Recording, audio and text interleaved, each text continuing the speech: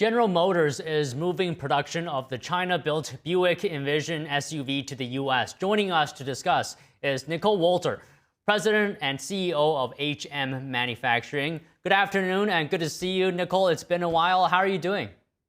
Good. It's so great to see you, Don.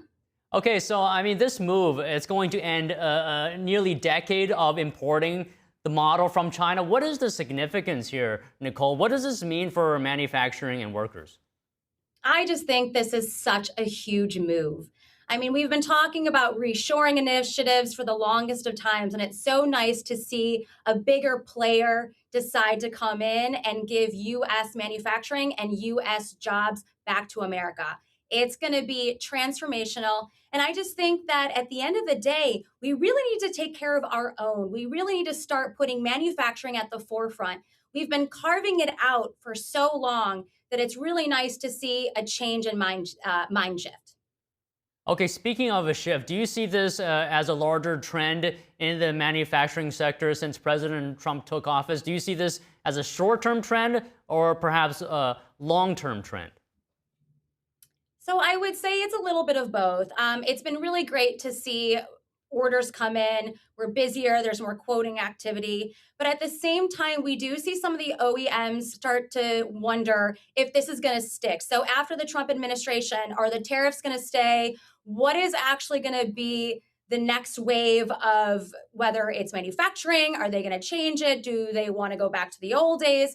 So what we're trying to do is we're trying to keep things full steam ahead. We're doing our part. And I think for manufacturers, we need to do that. So we need to start looking at investing into more team members, investing into the U.S. workforce, and as well as the technology. Because if we have that all in place, we'll be able to help those larger OEMs keep manufacturing in America. So, GM's Buick is subject to a nearly 50% tariff, right? It looks like the president's tariff strategy is working. But your company, Nicole, as well, produces industrial parts for different applications. And there are, in effect, some hefty tariffs, like 50% tariffs on steel and aluminum. You have the finger on the pulse. You're in this business. Have tariffs affected business, your business, or other companies? Yes, but it's really industry specific. So ironically that we're having this conversation, I'm working on a PO right now for a customer, and they use really large diameter aluminum. And aluminum has skyrocketed a lot. And I would say at least by 30, 40, 50%. And it's really hard to absorb that. And we've been talking about in order to keep manufacturing here in the US and keep it substantial, we have to do something about that. But then it goes back to the regulations. By the time you do get a new forging system going, it's going to take years to implement that. That just doesn't happen overnight. But other industries are okay with passing that on. So it just depends in what sector you're in. But we have to be very cognizant that while it's great to have these initiatives and these larger corporations bring manufacturing back, we have to kind of figure out how we're going to sustain that. It's going to be people driven. It's going to be material driven. It's going to be technology driven. And it's going to take a lot more to make that happen. So in your view, would you say the tariffs are a net positive or not so much in terms of protecting the American manufacturing sector? I would say right now it is net positive. I have never seen this company as busy as it is pre-COVID. And it's really great to see. We're on a hiring spree. I just bought a new piece of equipment that's going to hit my shop floor next week, which means I need to hire new personnel. I have to do training. So overall, I think it's great. You do see more movement, but we have to be very careful that while we're bringing this all in, that we can actually sustain it. Okay, speaking of which, you're saying you're on a hiring spree. I just want to ask you one last question here. Are you able to find the people you need? How would you describe the current labor market?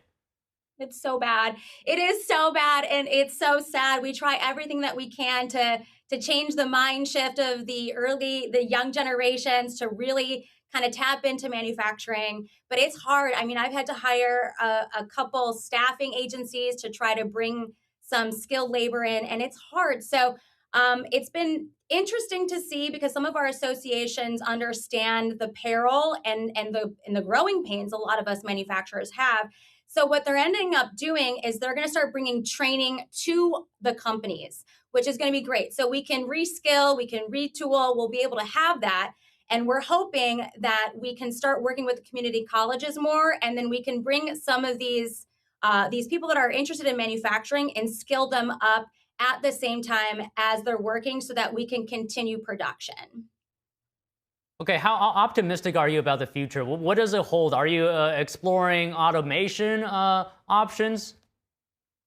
Yes, I am. I think it's unfortunately the only way to go, but it's okay because some of the automation you need is for very basic parts. So you don't really want someone pushing buttons all day long. You'd love to take someone that has the mental capacity, the skill set to be able to do bigger and better things. And so that's what we're doing. We are looking at automation. I do have an automation cell already. We're exploring a second, maybe a third, because we are seeing demand increase.